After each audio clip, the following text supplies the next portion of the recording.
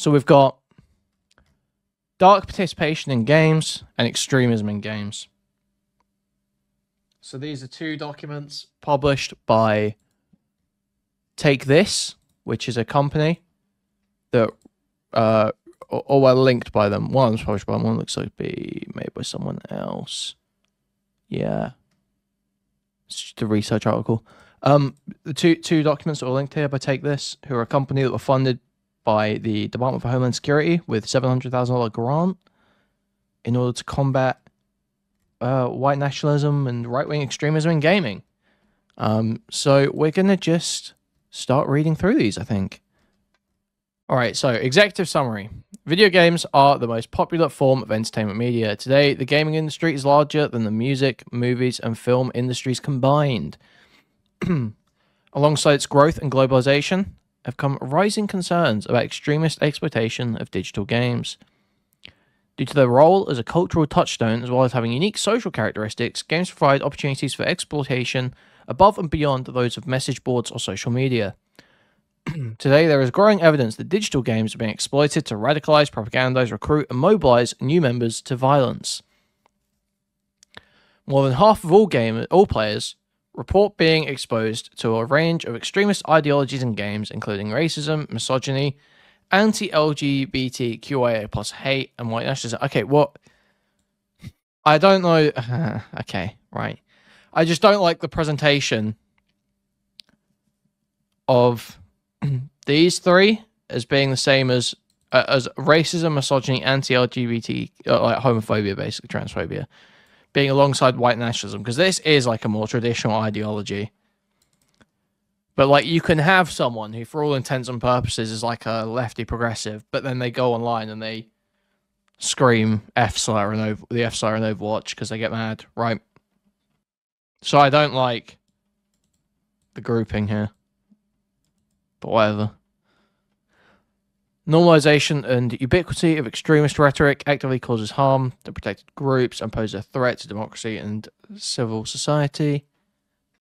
Real-world impacts of radicalization include the Buffalo shooter who drafted his manifesto on Discord, a popular game-adjacent space, as well as a Christchurch shooter who introduced integrated game-like elements into his acts of terror. Well, he made a lot of references to all sorts of stuff online. It is important to note that not all game players are at risk for radicalization or mobilization to out-of-game violence. Understanding who is at most risk is critical to effectively identify who is at risk to optimize intervention efforts on the individual or community level. So, wow, white man. While in gaming spaces, gaming spaces often have terms of service that prohibit hate speech and illegal content, current moderation strategies continue to fall short of preventing or effectively removing hateful or extreme content. There are currently several efforts to better understand radicalization and extremism in game and game-adjacent spaces, including efforts by game studios, research organizations, and non-profits. Creating safe online gaming communities is a complex task that involves buy-in from stakeholders across the game industry, the government, and civil society. Concerns about the extremists... Okay, so there we go. Do we skip the intro? Fuck that. I mean, do we need this? I mean, it's just more about the Buffalo shooting.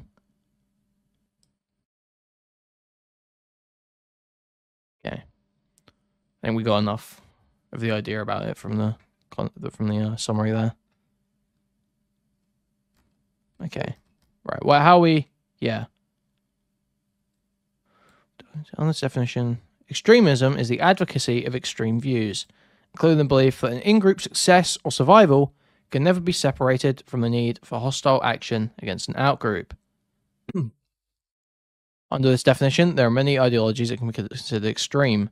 Some of the more pervasive ones within gaming spaces, such as misogyny, racism, and white nationalism, can be found in Table 1.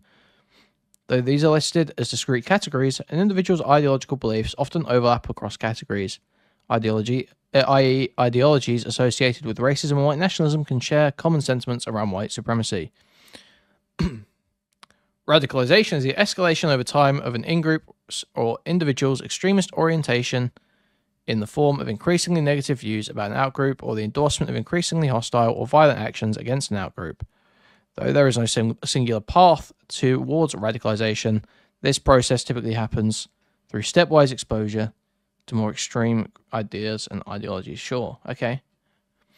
Radicalization can be a passive,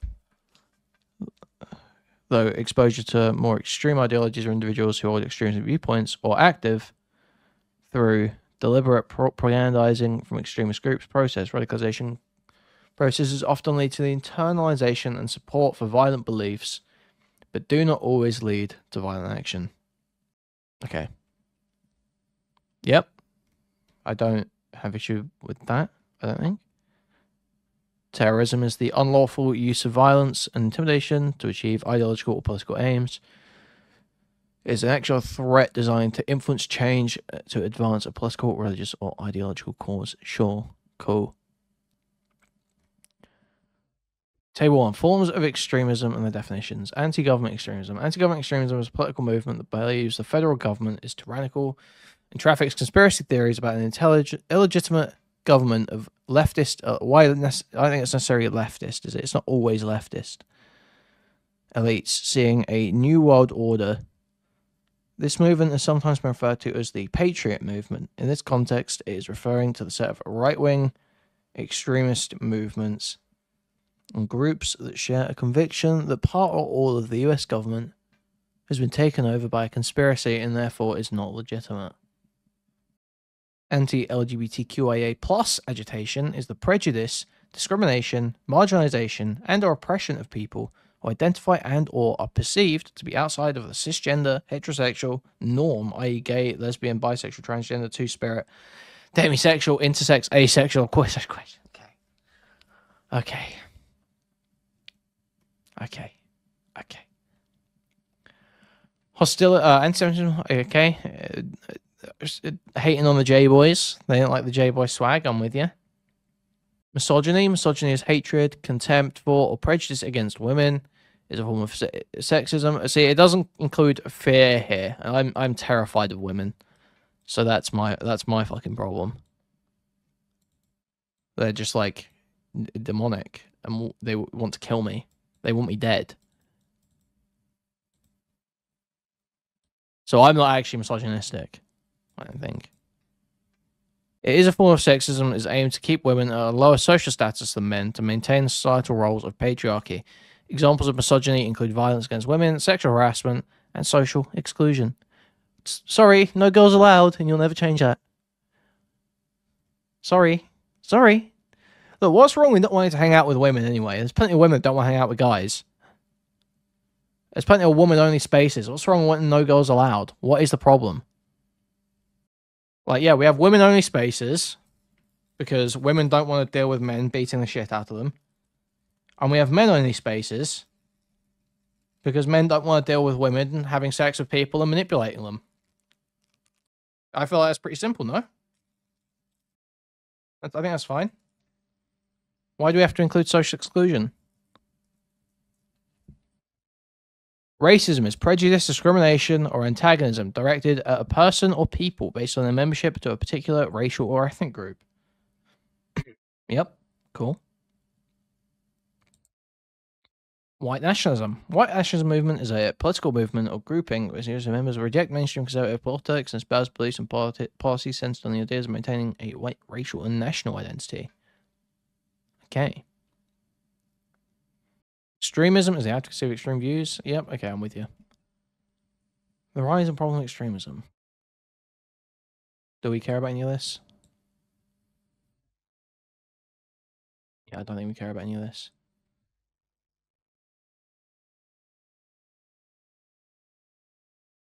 Normalization of many extreme beliefs in public arenas. We've also seen a significant decentralization of extremist views over the past 2 years. Sometimes referred to as hive terrorism. An individual's radicalization process is no longer dependent on formal membership or in a designated group. Sure. Yeah, okay. Yeah, I think I'm probably going to agree with all this.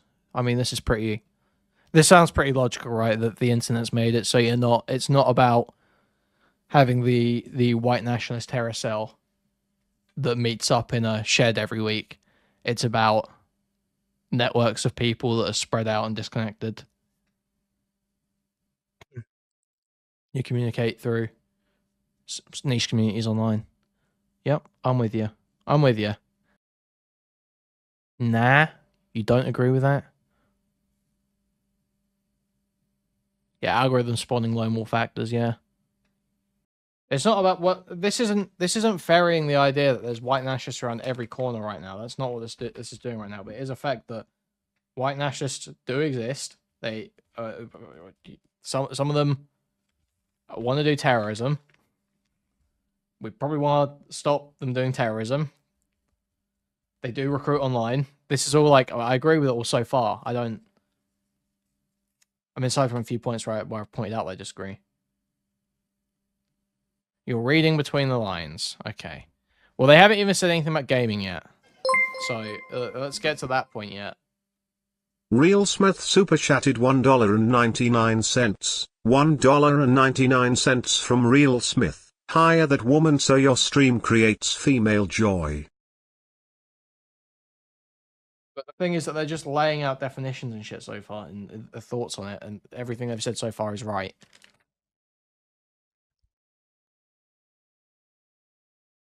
Well, not quite everything. I don't quite agree with everything, but yeah. Broadly, the broad strokes of this, I think it's difficult to disagree with right now.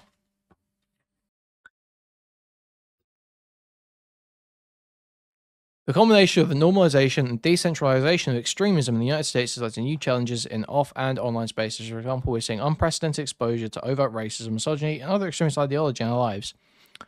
From news reports to okay, yeah. So now they are saying it's around every corner. Now they're saying it's around every corner. We're seeing unprecedented exposure to overt racism, misogyny, and other extremism. Yeah. So this just isn't true. It's just false. It's just straight up false. So what's the citation 19 and 20? Stylo didn't win because I am making a statement on the actual things that we've read.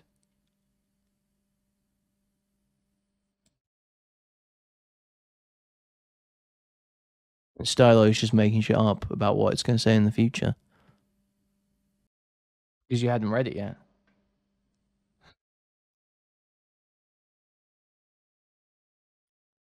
Humorous hate speech on social media, a mixed method of investigation of users' perceptions and processing of hateful memes. What? Oh no. Fuck me. Let's copy the DOI. Fuck is this? Okay. Humor that denigrates social groups can be just as harmful as hate speech.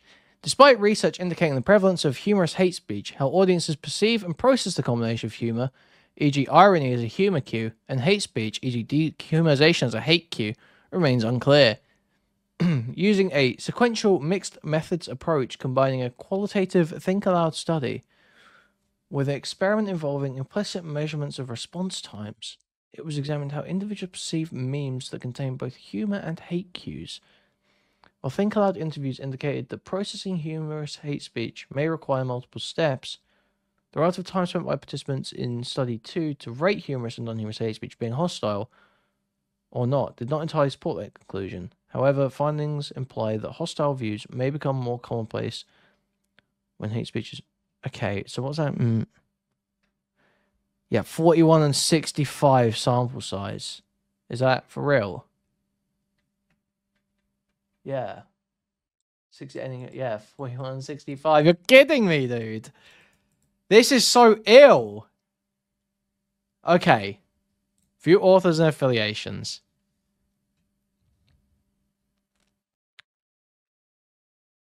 German. Yeah, no wonder.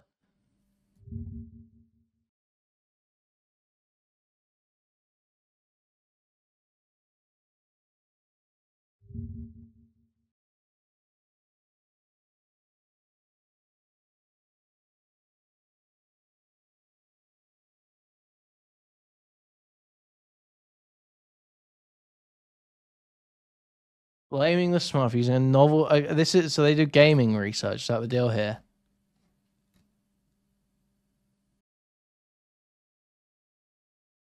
Oh no, they just do stuff about the internet. Okay, interesting. Okay. Okay. What is this organization? What is this? Online First. What is Online First?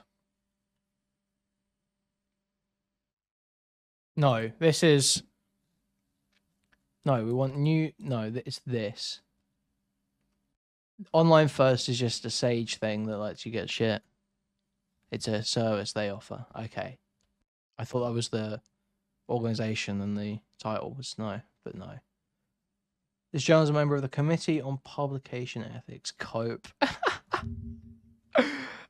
You can't make this up.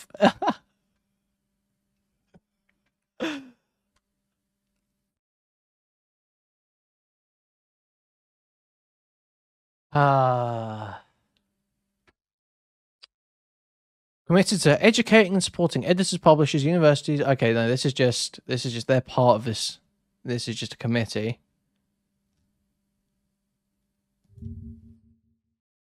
Full journal subscription. I try to know, like, who are they? Why the fuck on earth are you putting out a study with a 41 and 65 sample size about how human impact extremism? That sounds insane. That seems insane. That seems fucking insane. 41 and 65 sample size.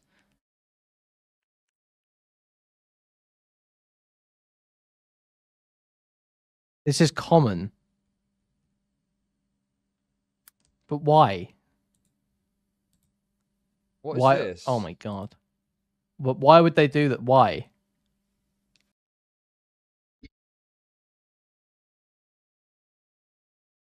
Just because they're shit? What?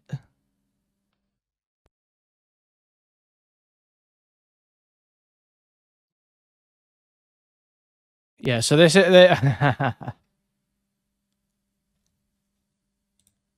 Yeah, so this is just... It's literally based on just retarded total bunk, you know? Like, there's nothing... You can't draw any real conclusion from a study like that, surely. I mean, they don't even draw a firm conclusion from the data they got.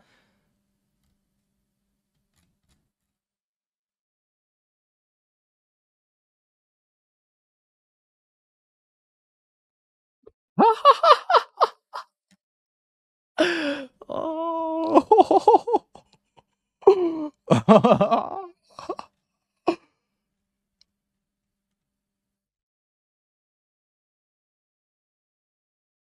No, I saw shit there, Stylo. No, we'll get that. We'll get there. We'll get there, dude. I was just checking out citations for that. The internet has a history of being a gateway to communities devoted to extremist movements and spaces. In relation to games, specifically, there's been a growing concern that the normalization of hate and harassment in gaming spaces made them more appealing to extremists and more vulnerable to extremist exploitation. A recent analysis of speech patterns in gaming communities found nearly 2 out of 3 game players, 64%, have been a direct target of hate speech, more than 8 out of 10, 82% have indirectly witnessed hate speech in games. Search for it. Okay, boohoo. Boohoo, problem. You gotta, like, show me the harm, right? That's my issue. Show me the harm. I want to be able to say the N-word in video games. I want to be able to do that. I want to be able to say the F-slur. I'm fine with people calling me a K-slur. Go for it. Mayo monkey. Sure. Cool. It's funny. That's the fun. It's escapism. Maybe don't talk so black on mic if you don't make called a... If I couldn't hear your fucking TV in the background blaring Dragon Ball Z, I wouldn't be calling you a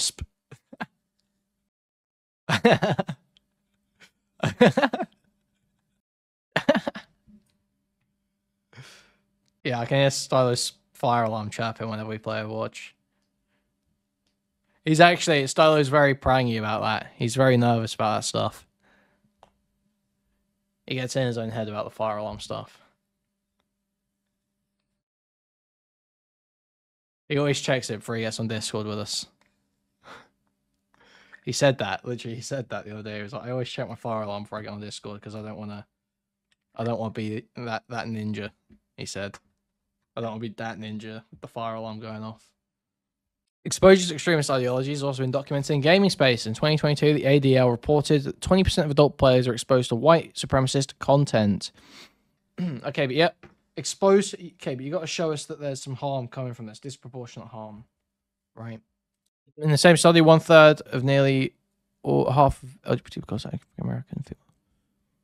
Oh man, yeah, it's like yeah, exactly. It's ADL. So I'd love to hear the methodology of how they determine white supremacist content, or if it's just like we asked 20 people, have you ever seen white supremacist content? Also, our sample size was Israel. It was all in Israel. It was a whole sample was from Israel. We just took a bunch of Israeli Jews and we asked them, "Do you think there's a lot of white nationalism in games?" And they all said yes. Also, I'm getting kind of hungry. Now I might be able to grab some food and carry on going for a bit. We'll see. But I'm just warning you guys. Okay. Okay, guys. Okay. I'm getting quite hungry. All right. Kvetching. Okay. All right. Let's take it easy. Hey, call that with anti-Semitic remarks. In and of itself, exposure to hateful content is problematic. It can lead to both short and long-term harm, ranging from feelings of discomfort to post-traumatic stress disorder symptomology. What? Okay. Okay. Okay. Well, I guess we've actually never had... We've got to just censor all extreme viewpoints then. People get kind of cut up about it. People get kind of cut up about it when they see hateful content, so I guess we should just take it all off the internet and ban it completely and throw people in... We should throw people in prison if they say anything extreme. It's fine. I'm willing to accept, because the thing is, it's saying PTSD symptomatology. Symptomatology? Yeah, symptomatology. So it's saying that you can't... I assume it's saying you exhibit things that are kind of like vaguely similar to PTSD is basically what that's saying, I think. I'll accept that. I'll accept that. That some black people, if they see a bunch of like Nick Fuentes content, they might get like an irk. They get like an irk where whenever they see Nick Fuentes content, they're like, oh man, that would make sense. I can see that. Cool. So what's the prescription from there? So what, we have to get rid of all this stuff because black people don't like it? Like, it just doesn't justify what I think is being asked for off the back of it. Let's watch this presentation.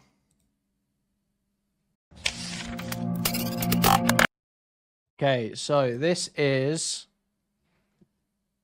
a presentation by Kim Belair, who I guess is the woman who runs Sweet Baby or something. Is that right? Co-founder. This is an old presentation that has recently been made relevant again. The current. So yeah, this is from 2019, posted in 2021, now been dug up again as a result of all the Sweet Baby discussion. So we're just gonna watch this and see what we think, I guess. I'm Kim Belair. I'm a writer, I'm a narrative designer, I'm extremely nervous, and I'm the co-founder of a little narrative development company called Sweet Baby Inc. We do narrative development in games and kind of beyond, and we try to bring a lot of inclusion, diversity, and new ideas kind of to the industry. So just as a kind of fun fact, last year was actually my first GDC, and I first pitched this talk as part of the program Amplifying New Voices, if anyone has heard of it. Yes. I think it's also kind of appropriate that that's where I talked about this because it's also what my talk is about in a lot of ways. So, hi. For a little bit of background on me, I've been a professional writer for about 12 years, but I've always written stuff. I think that's always the way. But when I was a kid, and I want to start at the beginning here because I think that it's important to kind of give context to the way I learned about representation as a woman of color, and I think the way that a lot of marginalized people kind of get socialized when it comes to topics like this. Oh, God, so okay. when I was small Okay. and starting to kind of express myself creatively in either writing or stories or art, I wrote about myself a lot.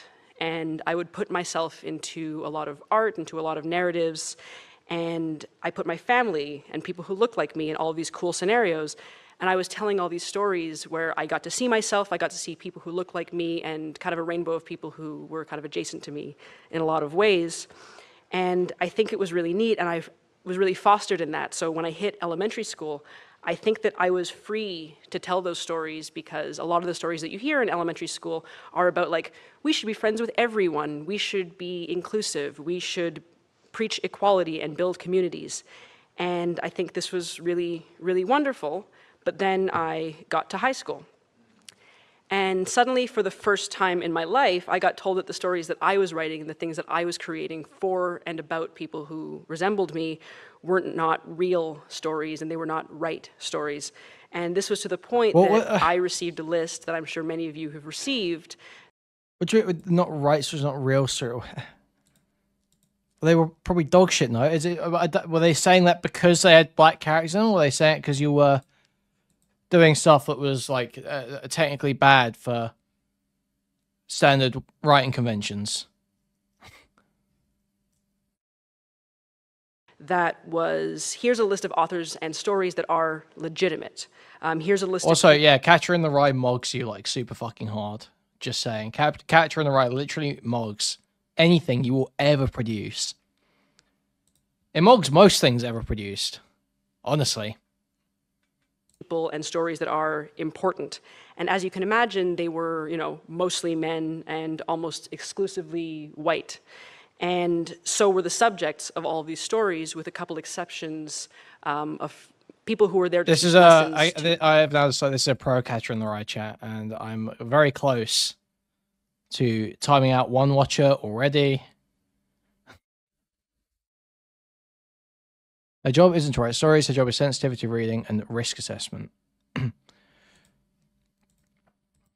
Sure, but I guess what she's saying here is that she was a writer. She's been a writer. She is a writer. That's her expertise, and that gives her the ability to do the reading, right?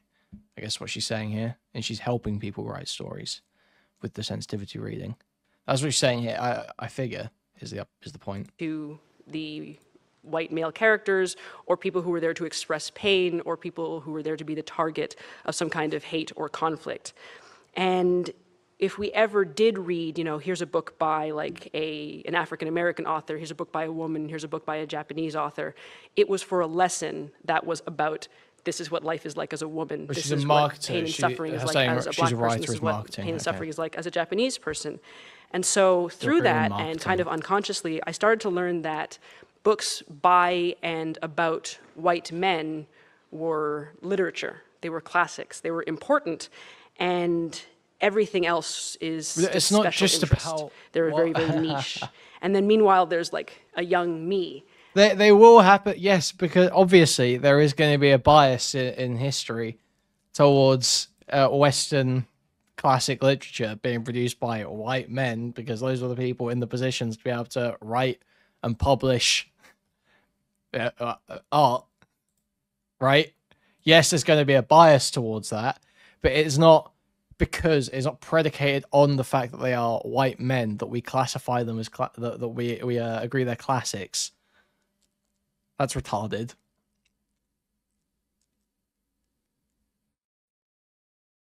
And all I wanted out of this whole life was to be a writer. And I wanted that so bad that I kind of said, okay, well, what do I need? Where were the printing presses in Africa? Well, they didn't have wells, did they? So I can't, like, fuck. I need to not say shit like that, dude. It's, we can't sit here and do, like, racial jokes at this one about this.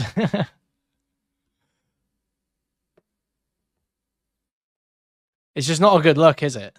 It's just not a good look.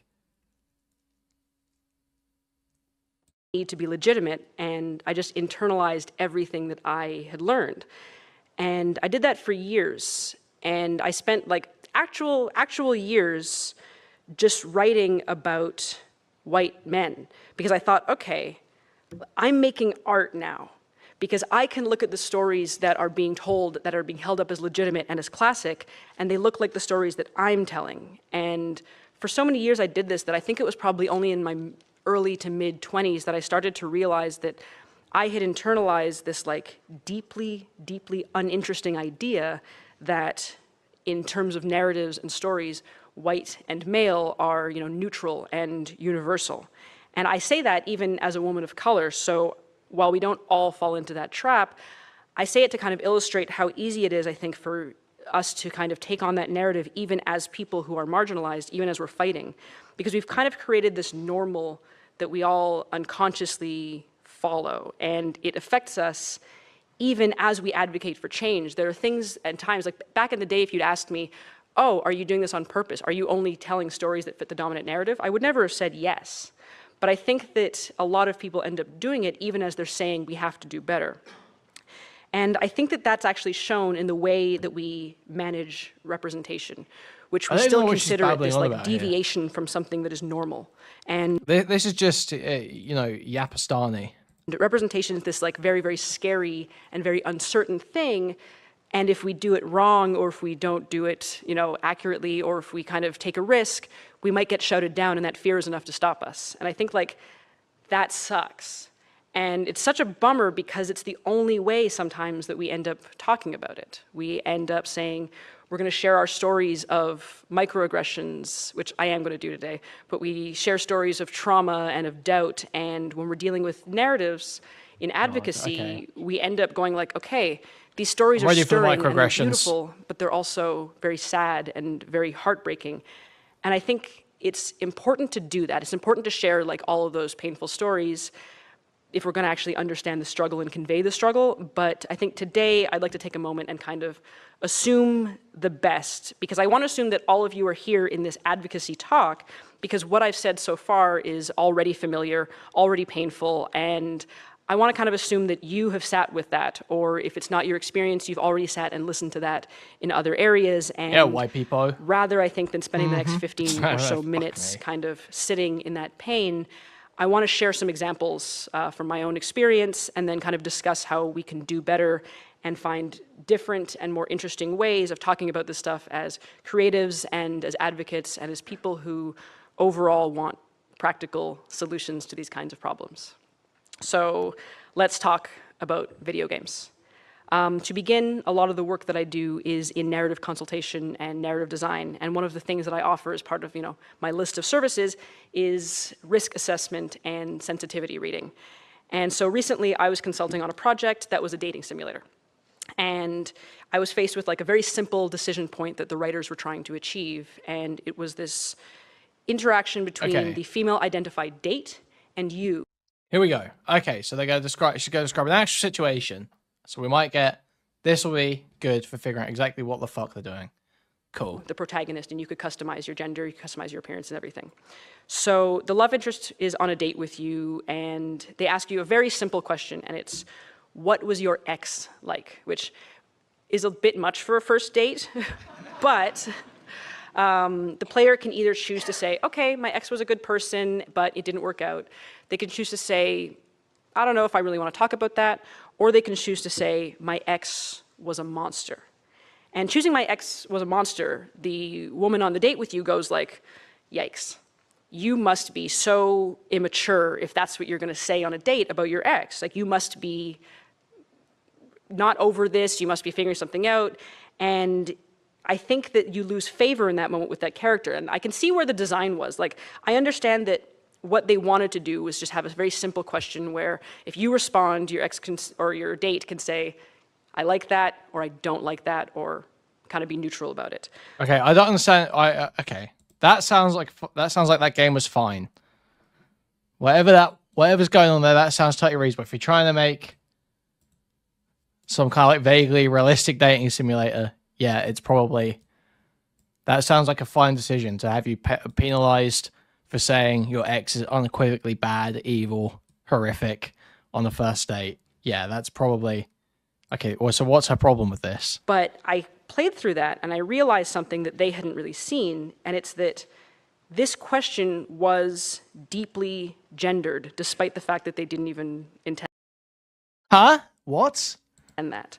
When we treat, I guess, cis hetero male characters as the default, we end up like questions like this. And I say that because while it's a generalization, when we have those characters and they say something like, hey, my ex is a monster, what we're being asked to assume is that that person has a crazy ex-girlfriend. We're being asked to assume that they're being immature or they might have, you know, a real harpy. No. It's about you not making statements about the entirety of someone's character that leave no room for empathy for their situation or for why that relationship broke down, and no fault of your own in the breakdown of that relationship. That's the point, right? But no, she's gonna say, I guess it's because, well, women get beat by men, so that means that that's the angle here, isn't it? That is the angle here. Oh man. It doesn't matter if it happened or not, really. Like, it could be like a Shaggy Dog story to prove a point, but we can engage with it on that level, right? The point is, she's meant to be giving an example of a way it would work. But yeah, she's saying basically, well, you see, men do worse things in relationships, so that means we have to empathize with them less. That is the point being made. It's well, you just don't understand it because you're not a woman. You don't get that sometimes your ex is a monster. Sometimes your ex is a definitionally bad person who is irredeemable in every sense. Because men can be like that and women can't. That's what's being said. That is the statement. At home, it's almost like a laugh line a lot of the time. So I asked, hey, what if I'm playing as a woman? Because what I had to explain very delicately was that if I'm playing as a woman and I'm assuming that I'm interacting with a woman and we don't know about my ex, there's an upsettingly high likelihood that when I say to another woman, my ex was a monster, what I'm referring to was an abusive situation rather than just an immature joke. Yeah, okay, but Bug, that's not, no, it's not about whether it's applicable to the actual character, because we're engaging with it as if like this could be like a silent protagonist, right, that doesn't have a set in stone backstory. So it's irrelevant to whether it's applicable to the character or not. The point that's being made is that her point that's being made is that if you assume a male experience, then the thing your ex is going to have done to you is not going to be as bad, so you're less justified in saying they're a monster. Whereas if you're assuming a female experience, your ex is going to be a male, men do worse things and can be monsters, whereas women can't. Women can't. So you might be right when you say they are a monster. Or it might be justified for you to act like that unequivocally bad. No, it's not the opposite. You're retarded. What I'm saying is just true. If anyone's... Seriously, you're a fucking idiot. If you're... Dude, you people are so dumb. Holy shit. Okay, what you're saying is the opposite IRL. What do you... Which means the opposite IRL. All you people are so retarded, I swear. I'm pretty sure those lesbian abuse stats are, like, not true. I can't remember why. And so I actually said, you know what, though? Don't worry about it. We can create a condition for this, because if you respond to that person by saying, hey, my ex was a monster, what if she digs a little deeper?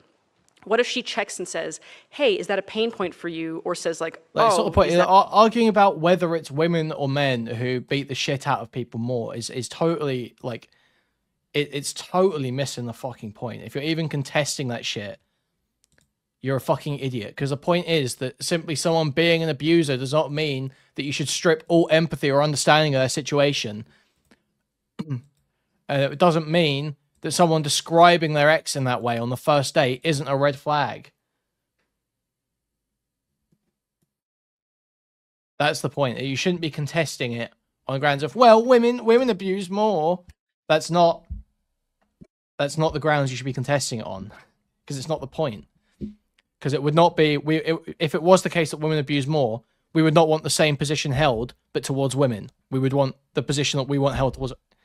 Jesus Christ. I'm gonna lose it. That's something touchy for you, or maybe says like, do you mean that as a flippant remark? Because I think that even though, this game is light, it would be a genuinely important moment to be able to express that sentiment in a game. And when I suggested that, the writing team was like, okay, thank you for this insight. And then they just like took it away.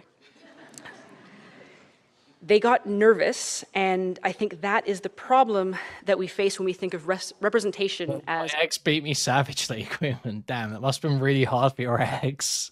No, what did you do? A challenge that we just need to like surmount. We could just like go, nope, solved, we did it. No one beats the shit out of someone for no reason. But I thought here, this was an opportunity for innovation. Here we had the chance to make a woman who has been victimized see herself in a game, be able to express something to another woman in a game, and kind of actually relate to it. And we had that opportunity, but instead we pulled back because we thought it was safer not to push forward. And after the whole thing was done, the team thanked me again, and they said, like, thanks so much, you really mitigated the risk. And I think that the way that we talk about this kind of thing is itself a problem. We need sensitivity readers. We need risk assessment. And these are like, again, important services that I literally like list on every PDF that I send out to be like, hey, I can do risk assessment and sensitivity reading. But I think when we do that kind of work and we make it seem like what we're doing is, being very careful, being very scared, we end up just kind of sanding down all the rough edges instead of building something new and building something out. And that means that we feel daunted when we discuss representation because we talk a lot about representation as the mitigation of pain, but we don't talk about representation. Well, yeah, for sure. Anyone who's saying they have no input on the story, they never point the story in certain directions is literally, I mean, that's just total cope. I mean, if that's what you're pointing out, Smith. As a creator of joy. Because I would genuinely love... laid out in that example pretty clearly. Just once to be called into one of these consulting sessions and instead of being asked like, hey, can you tell us how this is going to hurt people like you, just be asked, hey, what would you like to see people like you do in this game? What experiences can people like you bring to the world of the game that we haven't seen before?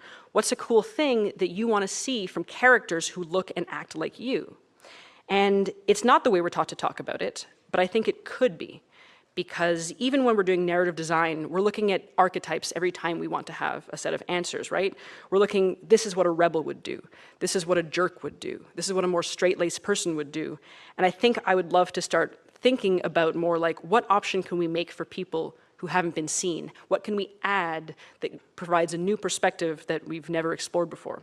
Because I think if we prioritize joy and start to frame representation as, a new form of innovation, rather than as pain avoidance and like surface level diversity, we're gonna actually start to win a few more battles and generate moments of actual happiness. So this is kind of all up in the air, but I wanna give an example of what these kinds of wins can look like, or at least what they have looked like in the past for me. And I kind of wanna say, okay, imagine me now as a player. Because this is my go-to example, and it's something that like I talk about all the time, and it's the first time that I ever made a black character in a video game.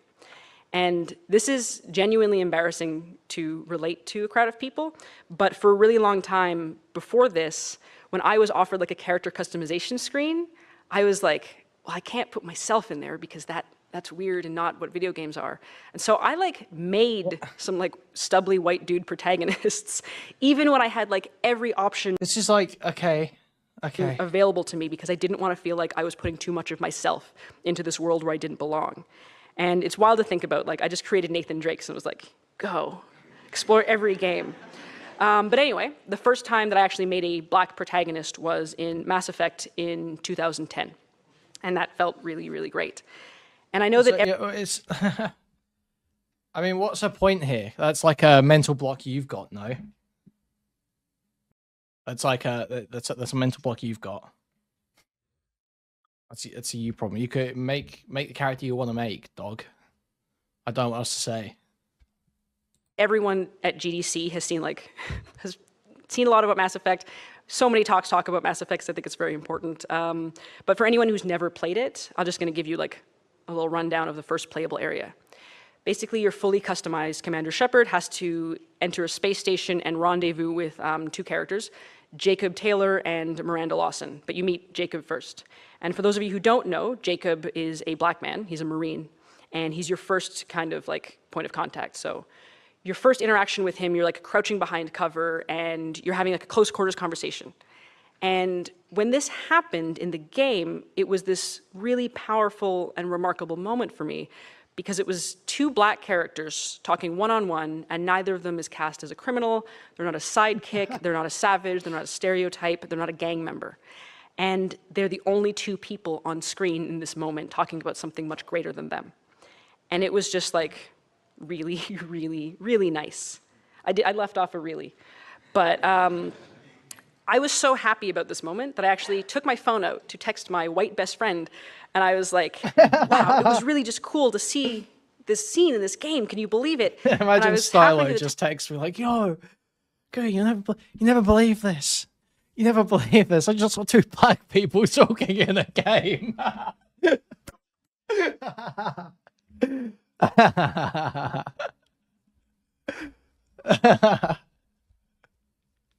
They didn't even shoot each other or anything. Neither of them had a gun. They weren't smoking weed. They weren't rapping. Text when I realized, like, oh, she isn't going to see that because her shepherd doesn't look the same as mine. But I texted her anyway because I thought, you know what, I'm going to share this moment of joy for me, and she's my best friend, so she has to be happy about it. And her response, while not surprising, was still very touching because she said, I've never seen that either. And holy moly, that's cool. And I told some other friends at that point, I was kind of like excited about it, and they weren't all black, these friends. They weren't all targeted by this moment that I had experienced, but they all felt the same thing when they heard me tell my story, and when they heard that it was a new kind of term, and that the general idea was, holy moly, representation is cool. But in my Mass Effect experience, this is almost an accidental form. Oh, presentation fucking sucks. Yeah, can we talk about how terrible this presentation is? What's the point of this PowerPoint? Come on now, like there's nothing on it. These are empty slides. Possibility. It's not guaranteed for any player depending on the kind of you phoned this one in hard hard that you make. So I thought, wouldn't it be amazing if this wasn't an accident, but it was actually like 2070 paradigm shift of the game designers? This what if they epic. actually said, you know what, we're going to set out to create nice a moment of joy face. in people who look like this, people who feel represented by this. And that, I think, would be amazing, and it's totally possible for us. Because these are things that we can actually create as designers and as writers and as creators. And not only are they new, but they're very, very narratively compelling. And I think that that's ultimately what we should strive for. Because the newness of it works not only for those who are, being immediately targeted, but it works for everyone in that group, everyone who kind of receives it and who's never seen this before. Because keep in mind that when it's new for you, odds are they've never seen it either. So you're not actually catering to one tiny group. You're catering to everyone who's going Everyone to give yourself a pat on the back. Board. And that's a lesson, I think, that we keep failing We're to just teach. gonna... Because we keep saying, okay, this one's for you guys. This one's for you guys. And like this one over here, like you can have it. But we can't keep looking at representation as like we're catering to a tiny little corner or like a direct marketing effort. It's what everyone, I think, or hope wants as an audience. And stepping back, it's not just, I don't just hope, actually. Yeah, like all the British villains, you don't see me fucking crying about it. Like, come on now. It's crazy how it's just when it's like black people and women and trans people. I actually think, okay, we all do want this. And I think, especially the Blacks, people in this room women, can actively say, yeah, that's what we want to achieve. Only people we But then care the question is begged, why aren't we doing this? Like, why, when we're talking about it, when we're so enthusiastic about it, what's stopping us? Like, why are we still being told, oh no, that's not what players want? Why do I keep hearing that it's like an uphill battle for people to bring representation to what should be a very inclusive environment of creativity? And I think, there are a lot of answers. There's the fact that, the industry's stuck in its ways. The industry isn't as diverse as it should be or could be.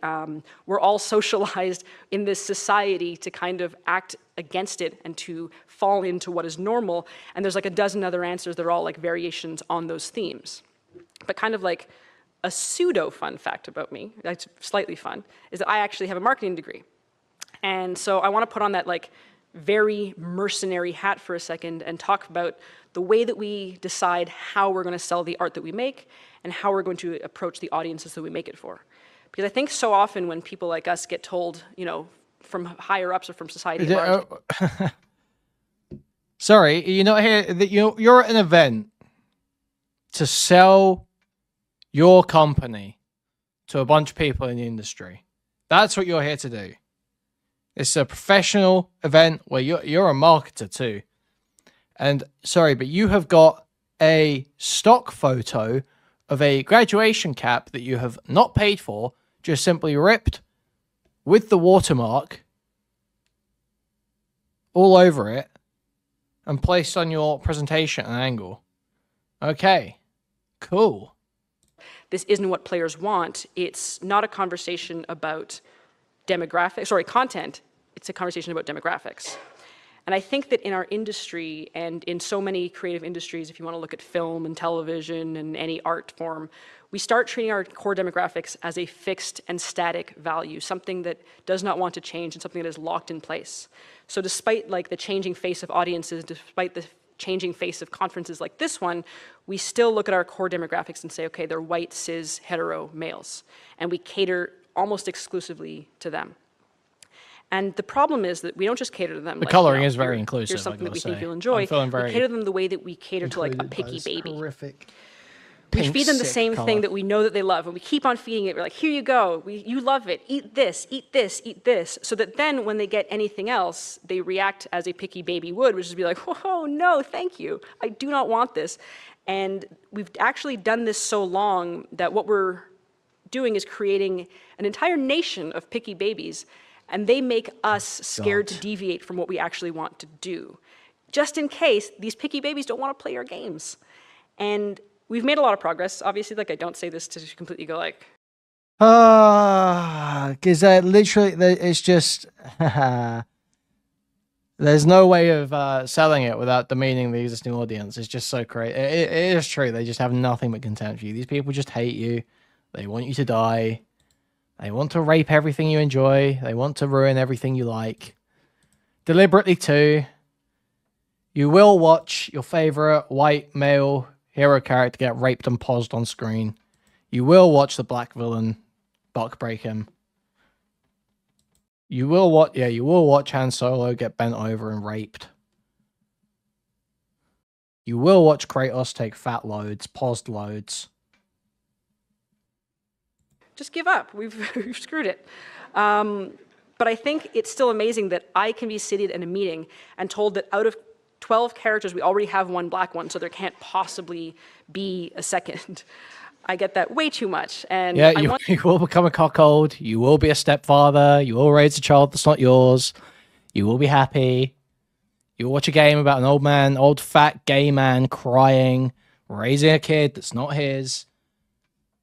That is what you'll play. That will be your hero. That is what you'll enjoy. He does have AIDS. He will die at the end. Once worked on a project where they had an all-white cast, and they expressed their desire, like, okay, we need to mix it up a bit. How about this character's kind of like stereotypically French? So they have a beret, and they have like a striped shirt. And I was like, okay, if you need to do that, can we at least make them a person of color? And they said, oh no, that would be weird. They're already French. So I want to do better than this. Because, and I don't say that to be like, oh, you know what, I'm going to dismiss all the hate and the abuse in our communities. But I do like to imagine that when we look at white guys, and there's several of you here, I think that when we look at you, we say, okay, you can't possibly enjoy this. But I think they want also, and maybe you want also, to experience new and different stories. I think we need to step out of this rule that like white men can enjoy fantasy worlds, aliens, sci-fi, monsters, anything, so long as it's through a lens that looks exactly like them. Because if that's the kind of person that we're always going to cater to, you're never going to innovate. You're never going to change things. You're just going to keep feeding the people. It's not just about having characters that look like you. Continue to try to create art under a system that is going to bar innovation for fear of a picky baby throwing a tantrum. And I really don't think that it's impossible. I'll play a black character. I just won't play as a woman. To change this, because as like a woman of color, I have played with and like I simply, empathized with. look, I cannot empathize with people who want me dead. I've said this. I cannot empathize with people who want me dead. I cannot listen to women music. I cannot play women games. I cannot watch women movies. They want to kill me. They want me dead. I just cannot empathize. With a lot of white men. I have played as Kratos, who's like literally white. I've played as Nathan Drake. I've played as Arthur Morgan, and I've loved it. And I don't think it's like pie in the sky thinking to go like, hey, maybe we can invite white dudes to play as other people and experience different things through someone else's eyes. And if they don't like it, we have to start thinking we're not losing, they're losing, and we're losing because we're gonna let them stand in the way of our progress and our innovation. And I think that we need to stop thinking that our like core marketing demographics have to define the exact demographics of our playable characters and of our cast. And instead, we start to have to assume that players do want new stories, and that if we bring joy to our broad audience, it's going to encompass our core audience as well. I mean, to be fair, it doesn't matter whether Kratos is actually white or black. If she's saying that she thinks he's white and she still empathizes with him, that point's still kind of proven, isn't it? I mean, she is retarded, but... And similarly, I think we need to get out of, I'm glad you're here, but I think that we need to start getting out of just advocacy tracking these discussions, because ultimately we're seeing like representation as this abstract idea. We're seeing it as this weird kind of thing that we can paint over what we're currently doing. But if we start having these conversations as facets of narrative, as facets of marketing, as gameplay, as art, I think that we're actually going to be able to move beyond it, because when we sequester advocacy into this one series, what we risk is like preaching to the choir, and while you guys already know this because you're here, what's old to us can be innovative to somebody else. And that's still incredibly important. Like all of these things that I'm saying today, I'm sure you understand, but you can go out into the world now and other people will hear it from you. Because ultimately, I think that is what we need to figure out. It's how to bring these discussions out and make innovations in content like the way we make them everywhere else in our industry. But how do we do that? I think it's one thing in narrative, because honestly in narrative it's a little bit easier to implement because we have the power to go like, oh, we can build choices that consider, you know, marginalized identities and just write them into our work. We can decide to tell stories that present like, you know, very rare narratives and representative experiences. And we can kind of work on detokenizing our minority characters. And so in that way, we do have like a lot of power to actually affect the change that we want to see and to work all of these concepts in our material as narrative developers. But we still work for people. And it's another kettle of fish, I think, when it comes to like the structures that approve these choices. And we have to kind of look at them a little more institutionally, because we can write all the stories that we want, but that doesn't mean that anyone's going to buy them, anyone's going to market them, anyone's going to let us do it. So I think I want to use my last section here to kind of outline the tools and the techniques that I use and that my company has used to make representation very much a staple of our offering outside of just the work that we do internally. So first and foremost, if you're in creative development, if you're building a world and a story and you're including characters and she hasn't really said much. It's just been sort of like the standard boilerplate, like representation talk, but not really a whole lot about what they actually do. Inspired by or based on the lives and the lived experiences of marginalized people. Firstly, I would say do not be afraid to create moments that are intentionally targeted and designed to create joy in the marginalized. They are going to appreciate this on a level that your core audience won't, but it doesn't mean that you're going to exclude your core audience in doing that. Do not make it so that marginalized people, when they're playing your game, have to do all of the work to create representation themselves by creating that custom character. And also, don't fall into this trap that I think a lot of people fall into, which is they think, okay, don't worry. We can include everyone by making this like single default universal experience that is universally representative. Because usually like all that means, as it did in the dating example, is that you're aiming at your core demographic and you're probably invisibly leaning towards the dominant societal voice, even if you don't realize it. And if you're in development and you are part of like that dominant voice, you're like a cis hetero white dude or just adjacent to that, do not wait until the end to call your consultants. Bring them in at the beginning, and instead of asking them, hey, is this very racist thing we did very racist? Or is this deeply offensive thing we did deeply offensive? Are you hurt by it? Ask them what they want to see. Like, ask them what would thrill them, what would bring them joy. And if you have a team lead, put that request to them very, very early. If you're a creative working in AAA, which I did for many, many years, put this stuff up to your higher-ups. And if they don't see the value in what you're asking for, here we when you go. ask for Okay. consultants, when you ask for Okay. research, go have a coffee with your marketing team and just terrify them with the possibility of what's going to happen if they don't give you what you want. Because they have to consider, like, I say that a lot as a joke, but it's actually very, very true, because if you start to consider the people who are player and audience... How are people coping as a joke? She says, I say it a lot of it as a joke, as in I joke about it a lot, but I mean it. But I mean it. That's what she just said. That is what she said. So how are people coping? It's just a joke, guys. It's just a joke. Ugh. So utterly stupid, man.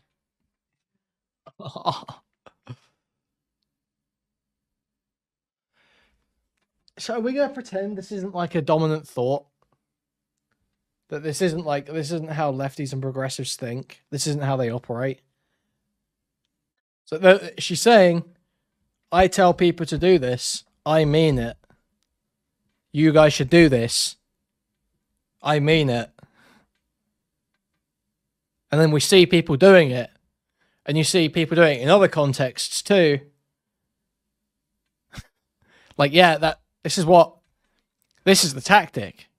Is threaten and make people scared of what the consequences could be if they get in trouble. That we're going to take your money away. And then they cry and spit feathers when someone puts together a fucking Steam list so consumers can make a decision themselves about where they want to put their money. Okay, nice. Cool. Okay. Just rape me. Why not? Fuck it. Just do it at this point. Just give me AIDS. Just pause me up. Facing and who have to deal with mitigating harm and with keeping the sentiment around their game and their project positive, there's like a genuine value that you can impress upon them with both ethically and financially. You can say this is important. And it's also a valid discussion to have, because if you're working with a very thin narrative budget and you work in AAA, I think you'll be pleasantly surprised or dismayed by the amount of money that marketing can give you. If you're not in AAA, and if you're indie or if you're freelance and you're building a budget because you still have to and you're writing up a pitch, I would say that you should consider adding the necessary funds for representation into your scope as you would any other item.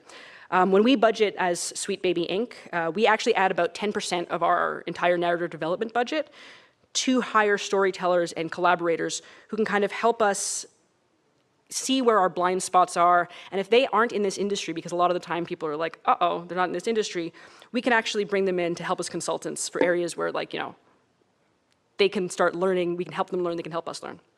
So even if it's just a small part of a project, all parties are going to gain something. This part's fine. If what they were doing was basically like, they were a consultancy firm, where basically, if a game is like, let's say someone wants to make some fucking, like, let's say Rockstar are making GTA, and Rockstar's like a Scottish game dev originally, I'm pretty sure. I don't know where the studios are now. I think it's still in Scotland. But, and they're like doing, obviously they're doing their representation of LA. How the fuck are they going to know what some fucking LA black person's like, you know? So if they were a consultancy firm where they'd like, oh, we're going to put you in contact with some real Compton ninjas. Like, that makes sense. Go for it. That makes sense. This makes total sense to me. So they can ask them questions about, yo, how would this work? How does that work? What's this like? So they can portray it accurately. Yeah, cool, that's fine. It's all this other shit. It's all the other shit. It's the pressure, it's the change and stuff. It's the sensitivity reading. I don't know if Rockstar did that before, but the point is that it's fine for a company to be made that does that.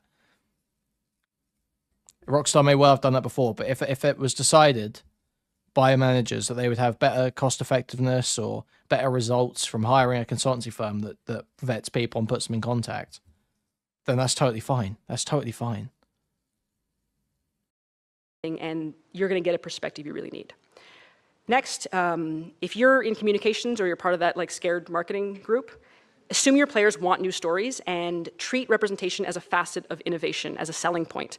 Leverage your game's ability to explore new perspectives.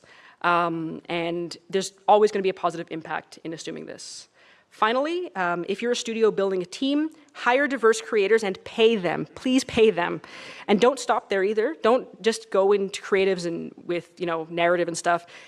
Make it across your team because there are a lot of unconscious biases in other areas. But always consider the ways that you can support all of your people. So don't just put, we need diverse input. Explain how you're going to support them once they're there. Because none of what we're doing is about ticking boxes or about a veneer of wokeness. So everyone that calls themself a storyteller is always like some pseudo-intellectual freak. You'll hear people call themselves like, I can't even think of how to put it, but like a lot of them like spiritual people and shit like that. Oh, I'm a storyteller and prophet. And it's like, it is so often, it is like some, visionary. I'm pretty sure Sam Hyde's even got bits about this. I'm pretty sure he's got like bits about subtitles like that. Have to care about making this stuff. So to close, for those of you who are marginalized, whatever space you occupy in this industry, and I want you to know that I see you and I recognize you and I'm doing the work along with you. And if I can suggest to you one thing, is that you take kind of a moment to think about times when you have felt seen and representative and share them as loudly as you possibly can. Be loud about it. Don't be afraid to ask for more of this and what you've felt and seen already. Because we have to make sure that our tech and our mechanics and our teams and representation are equal parts of our entire project, right? Inclusion and representation are tools for creation and will shape the final product. And for those of you who kind of represent that dominant voice, I want to invite you to be brave and to be empathetic and to open yourselves and your teams to the voices that you haven't heard enough. Because if you do, I think you'll be genuinely amazed by the stories and the new directions that you'll be able to explore together. And you're going to be inviting people into this feeling of representation and empowerment that you have been very lucky to enjoy your whole life. Because I think at the end of the day, what we have to say is that video games are fun, and if we work hard enough, we can actually make them fun for everyone. Thank you. Wow. That was brave. I gotta say, that was stunning and brave. That was really quite stunning and brave. I'm very impressed with that. That was quite stunning and brave. Guys, give yourself a pat on the back. Give yourself a pat on the back, guys. Everyone give yourself... I want to see you patting yourselves on the back, guys. Storyteller. Visionary. Shaman. And we're just gonna...